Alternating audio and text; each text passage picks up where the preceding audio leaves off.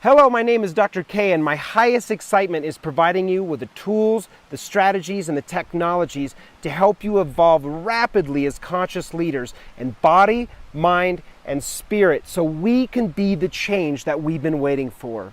Make sure you like, subscribe, and share this with someone you love, and I will see you in the next video.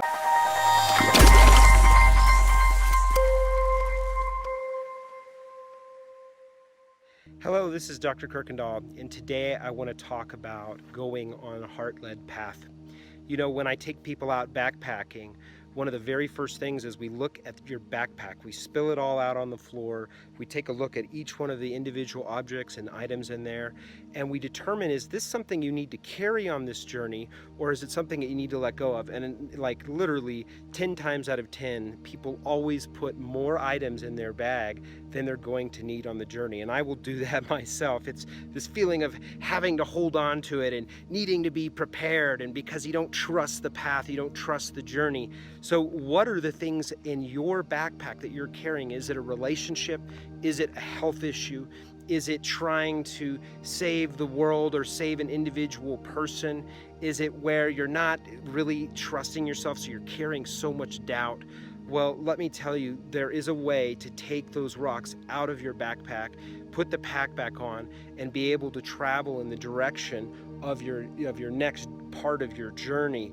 And when you start to let go of those things, and now those rocks are the things, your stories, your emotions, your issues with the body. When you start to address the body, when you start to address actually sitting with and being with your emotion versus resisting it and trying to grab a donut or an alcoholic drink or something, when you start to work with those fears and all of those blocks in your way, those things start to fall off, and that's how you get them out of your metaphorical backpack here.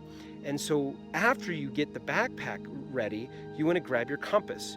Now, our compass is actually right here, okay? Metaphorically speaking, it's your heart, it's your body, it's your feeling, it's your ability to connect with. And this is actually how the indigenous, with the Amazon rainforest, with the Achuar Indians, the Shipibo in Peru, the different types of cultures all around in Guatemala, from the Mayans and the Incans, and this is how our ancients and our indigenous actually learned how to eat or work with certain plants. You'll ask different shamans, and I've worked with many different ones across the world, and say, how did you know that you were supposed to do this? How did you know that you were supposed to combine these two, this reed and this root? How did you know you were okay to eat this one, and this one was something that was a laxative or something that was an emetic and actually help you throw up a poison or a parasite? And they would say, well, the plants told us. And I was like, the plants told you? And they basically said, you're not listening. You've got to be able to listen. And when I say listen, you don't listen with your ears, right? We listen with that internal compass. And honestly, I wish somebody would have mentored me. I wish somebody had apprenticed me and shown me that there's a way to hear and a way to listen and a way to connect to yourself in nature and connect to yourself in the path of your life, because not always is it out in nature. A lot of times we're in cities or in suburbs or at work. And so you listen by saying, ooh, that feels really expansive. Oh man, I got an intuitive hit. I should go talk to this person. Or, man, I need to go talk to my boss about this thing. I have a really great idea. But what comes in the way of the compass is interference. There's a door that slams right in your way. What's the interference? What's the door, might you ask? Great question. What it is your own fear. It's your own doubt.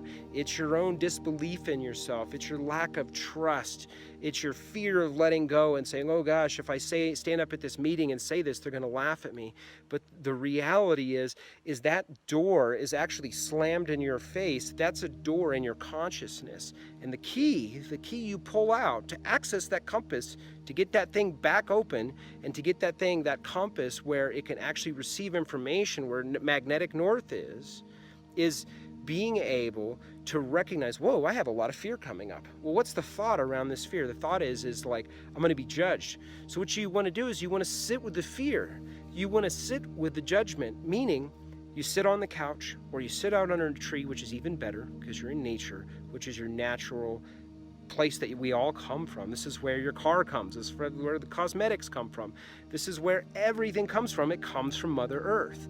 All of it, even the food that we eat, even the air we breathe, the water, all of it. And it's a natural, magical, majestic, beautiful thing when you stop to think about it.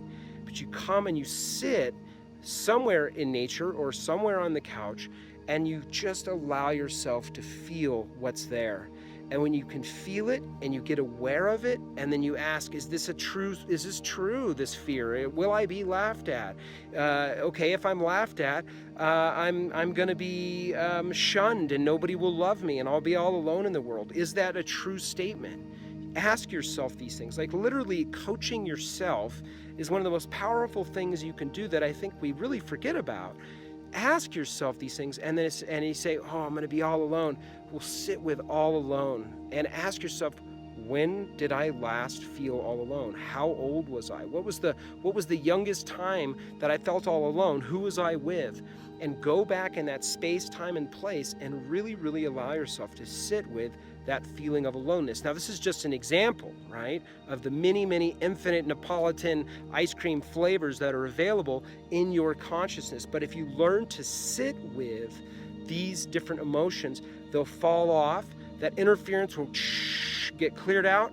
That doorway is now open, and you have this compass, which all of this is a metaphor, really, for you feeling to what direction you should go. I should go left, I should go right, I should eat this food, I should call this person, I need to let go of this relationship, I need to let go of this doubt, I need to take action in a different direction. And when you start to do this, what will happen is you'll be able to take step after step after step in the direction of your path that you're here to be on. Because there's a lot of turnarounds and twistabouts and things off of the side of the road that you can get distracted from. A girl that you were attracted to, but you knew in your heart, you're like, man, I shouldn't have talked to them, I shouldn't have married them, I shouldn't have spent 40 years in a relationship with them, but I was afraid, or they were my comfort, or this is how I got love and money. And you knew. Most people, when I would survey them in the practice after 40,000 patient visits, would say, I knew. I didn't listen, and I knew, and this is what happened. So I'm telling you, you know this. You know the things in your life that you need to let go of. The thing is people have that doorway slammed in the way of just fear of even sitting with it, even asking the question. The way you get through the door, you can sit in the fetal position, laying there on the ground with your thumb in your mouth, crying, but the door is not going to open. The door is not going to not be there. The block to your compass, to your heart, and what you're here to do is not going to just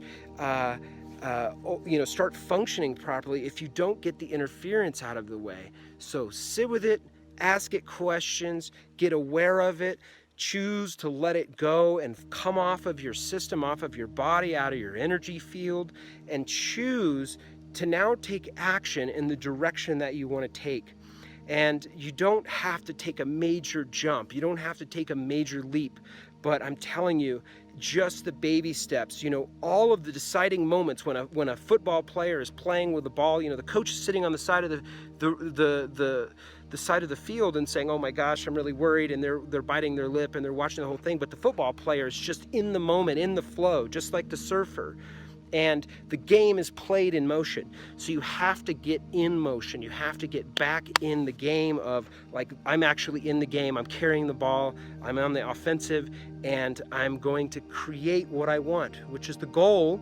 And the goal is whatever you want, anything you want. You can create anything you want. So trust that for yourself today, that if you get quiet, you sit with what's scary, you'll find that it's really not that scary. If this is scary, I love that, I'm going to let that go. And that compass is going to come back open. You're going to start to feel exactly where to go. And then you're going to learn to trust your intuition. It's going to feel weird because a lot of people aren't used to that part, which is intuitional travel or intuitional guidance or intuitional listening into how they should live their life. And nobody knows, your body is the only one, your being, your soul, whatever you want to call it, is the only one that knows what's right for you. Nothing organized or nothing governmentized or sportsized or anything. None of these people know for you. Not even the doctors often really know. And I'm telling you, if you sit with this, you open this heart back up, you're going to be able to follow it, and it will make your whole life and your whole journey much more easy, much more fun, much more powerful and abundant. I love you, and I'll talk to you soon. If this video was inspiring and empowering, make sure you share it with someone you love, like, subscribe, and click the bell so you don't miss a single thing, and I will see you in the next video.